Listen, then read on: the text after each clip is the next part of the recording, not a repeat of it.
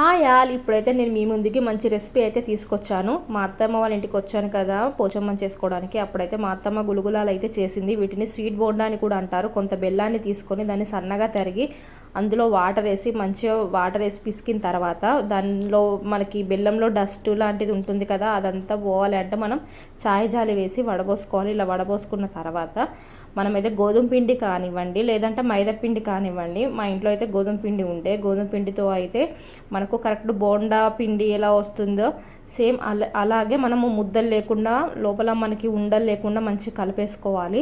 ఇందులో కొన్ని పాలు కూడా మిక్స్ చేసుకోవాలి, చాలా టేస్టీగా ఉంటుంది. మనం పాలు కూడా మిక్స్ చేసుకున్న తర్వాత మంచి కలిపేసుకోవాలి ముద్దలు లేకుండా. అండ్ నా ఛానల్ ఎవరైనా ఫస్ట్ టైం చూసేవాళ్ళంటే ప్లీజ్ లైక్ చేయండి, షేర్ చేయండి, సబ్స్క్రైబ్ చేసుకోండి. ఇలా అయితే కలిపేసుకోవాలి.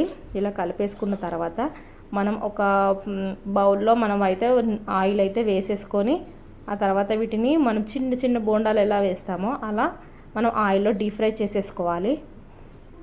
ఇలా డీప్ ఫ్రై చేసేసుకున్న తర్వాత మంచి గోల్డ్ కలర్కి వచ్చిన తర్వాత మనం పక్కకు తీసేసుకొని మంచిగా తినేసేయడమే.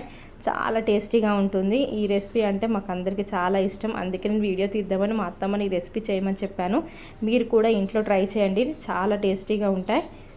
అండ్ ఇలా గోల్డ్ కలర్ వచ్చేంత వరకు మంచిగా వేయించుకోవాలి. ఇలా వేయించుకున్న తర్వాత ఒక పక్కన పెట్టేసుకుంటే సరిపోతుంది. అండ్ వేడివేడిగా తినేస్తే ఇంకా బాగుంటుంది. మా పిల్లలకి కానీ మా ఆయనకి కానీ చాలా ఇష్టము.